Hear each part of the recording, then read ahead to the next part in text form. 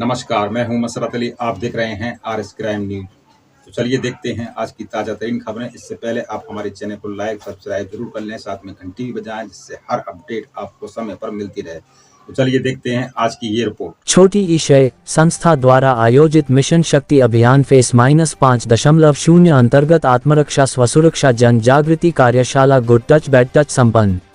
मुख्यालय झांसी उप्र। सामाजिक संस्था नवप्रभात की महिला प्रकोष्ठ कृति अनुशासन निगरानी कमेटी वरिष्ठ जनों के दिशा निर्देश अनुसार उत्तर प्रदेश शासन द्वारा नारी सम्मान, नारी स्वावलंबन, नारी सुरक्षा, महिला कल्याण विषयक जन जागृति अभियान मिशन शक्ति के फेस -5.0 के तहत अपराध मुक्त भारतीय राष्ट्र की स्थापना के लिए संकल्पित भाव से संचालित संस्था महिला हेल्प लाइन वेदना एक दर्द जन संदेश समूह की महिला सदस्यों द्वारा संपूर्ण भारतीय राष्ट्र के अलग अलग महानगरों, शहरों के अनुशासित एवं प्रतिष्ठित विद्यालयों में आयोजित होने वाले आत्मरक्षा प्रशिक्षण शिविरों की श्रृंखला में Nirmala convent girls inter college में आयोजित आत्मरक्षा स्वसुरक्षा जनजागृति कार्यशाला गुड टच बैड टच का शुभारंभ संस्था द्वारा सभी आयु वर्ग के शिक्षार्थियों को स्वयं की सुरक्षा के प्रति सजग शिक्षार्थी सुरक्षित शिक्षार्थी की नीति समझाते हुए संकल्पित भाव से अपनी सुरक्षा बिंदुओं की जानकारी रखकर जीवन शैली में गतिशील होने के आह्वान के साथ किया गया।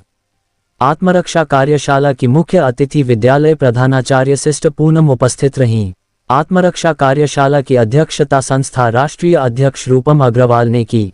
आत्मरक्षा कार्यशाला का शुभारंभ करते हुए समूह वरिष्ठ संयोजिका के रूप में रूपम अग्रवाल ने खिलौना गुड़िया के माध्यम से सभी आयु वर्ग के शिक्षार्थियों को सामान्य जीवनचर्या में घर परिवार के सदस्यों एवं अपरिचित लोगों से होने वाले को गुड टच एवं बैड टच को पहचानने एवं स्वयं की सुरक्षा कैसे करें संबंधी प्रमुख बिंदुओं की जानकारी पर प्रकाश डाला, जिस पर स्कूली विद्यार्थियों ने एक एक कर अपनी अपनी जिज्ञासाओं पर समूह संयोजिकाओं से अनेक प्रश्न किए, जिस पर उनके सभी प्रश्नों का उत्तर बालमन की जिज्ञासाओं के अनुसार देकर सभी को निरुत्तर किया गया। रिजवान अहमद की खास रिपोर्ट।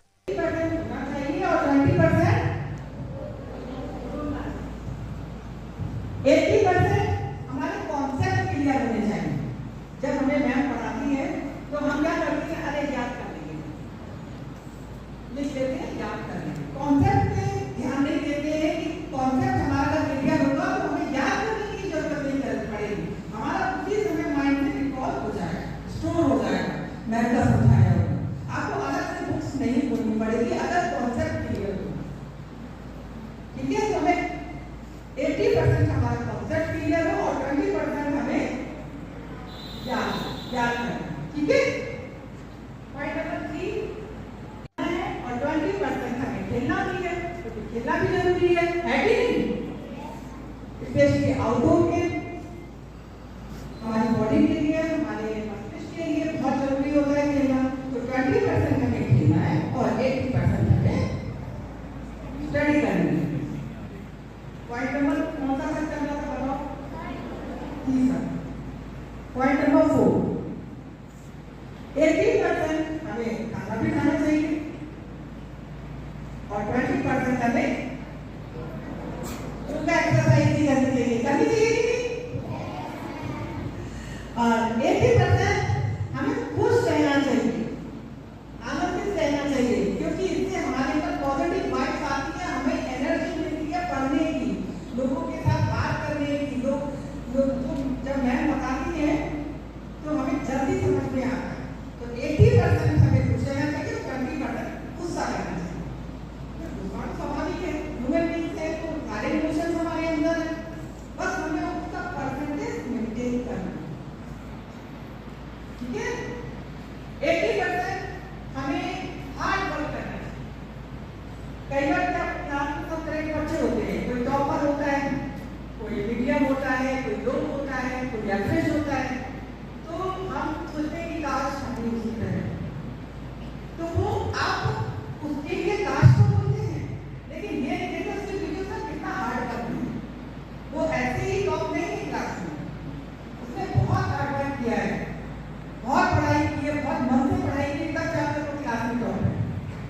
80% हमें हार्ड वर्क करना चाहिए और 20% हमें सपने देखने चाहिए।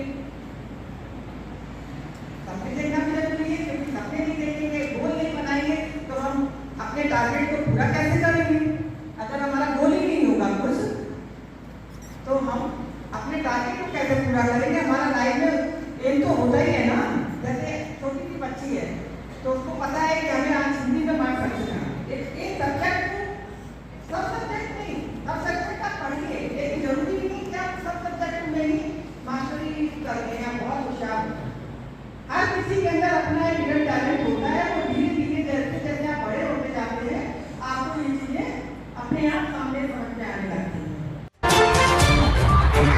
आज समय विशेष में बस इतना ही। कल फिर हाजिर होंगे नई खबरों के साथ।